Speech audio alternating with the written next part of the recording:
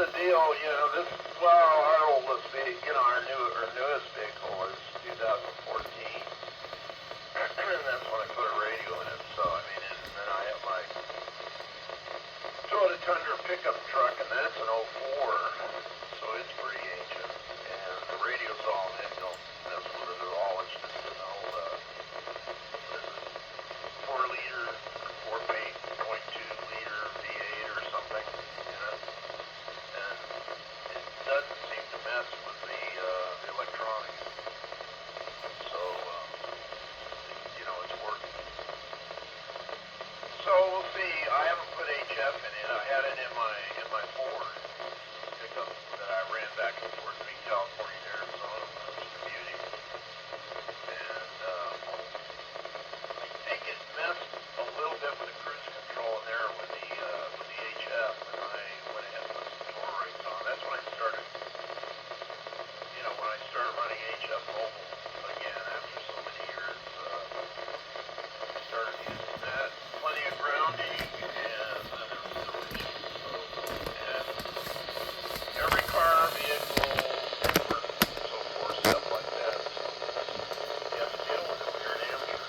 And then a lot of people who live in the city have to deal with the noise from the solar panels and all that stuff. And out here where I live now, with the vertical, I've got like an S1 noise level almost as big. I thought my radio was broke the first time I hooked it up. So it's a lot different than living in the city as far as radio goes. So, anyway, that's kind of what's going on over here.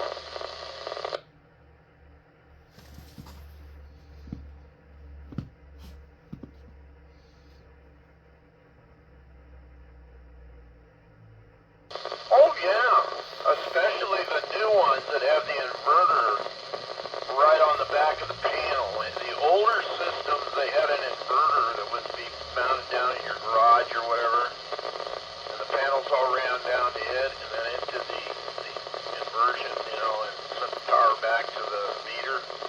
But now they're all on the back of the panels. So they're up there out in the air, and you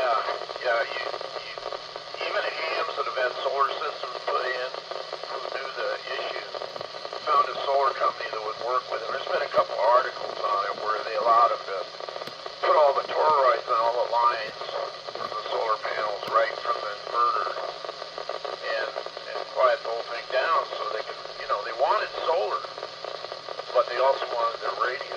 So if you find the right company and you're a ham, you can quiet them down. But, it requires some effort. And, the regular solar people that put stuff into houses, it's usually not an issue unless you're a big fan of AM radio, because you will hear it at 6IME.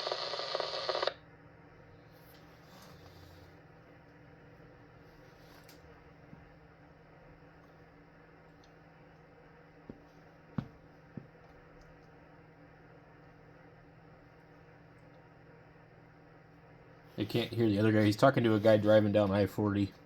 He's on his way to Illinois. This other station is in Flagstaff, which is probably 100 miles almost from me. There's a lady that comes to the Ham Fest here. She has a Canadian accent, and she has the best prices. She's down in Phoenix. She also was come up here for the Ham Fest, and she has the best prices on toroids, and she has them for very small ones. For a single small wire, all the way up to the great big ones that are about 3/4 inch diameter. The big heavy duty ones, and she sells them very, very reasonably over.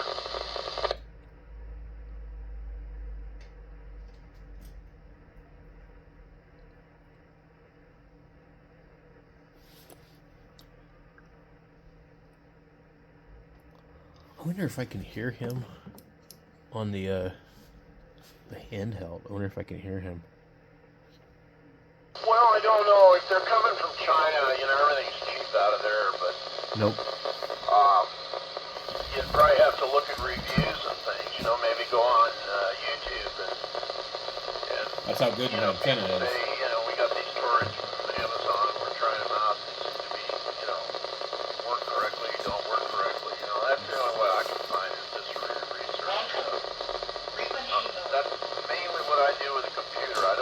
lot of social media stuff and all that.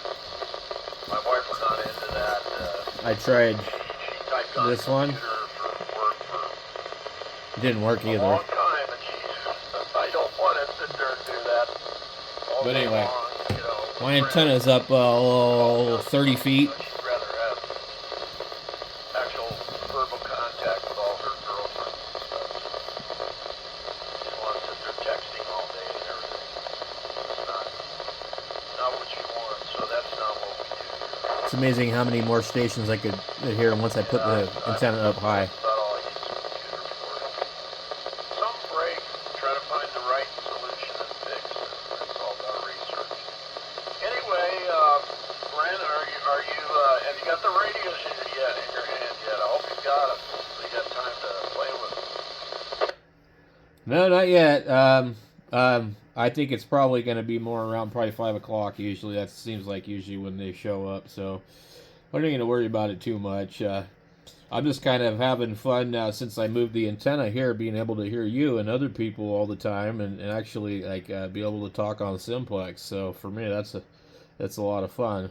I'm not a repeater guy, so I really like the Simplex, and especially when there's a good round table going. It's just too bad I can't hear the other guy over. Oh yeah, and KG7HVR for ID. Sorry.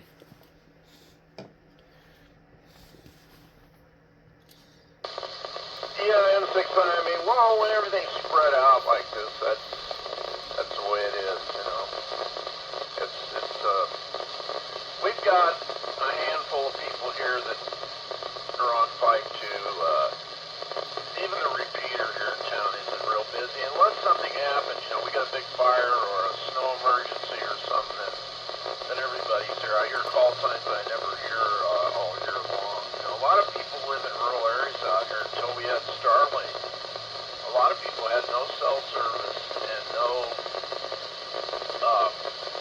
internet service from their property. There's a hamlet about 10 miles from me here, and he's totally off the grid. And so Starlink, he didn't have any connection with the outside world except ham radio. Yeah. Well, it's funny you're talking about the solar, and it's like I've got 30 panels, like experimental stuff here. When I get on HF, I have to turn off my stuff because it's that bad.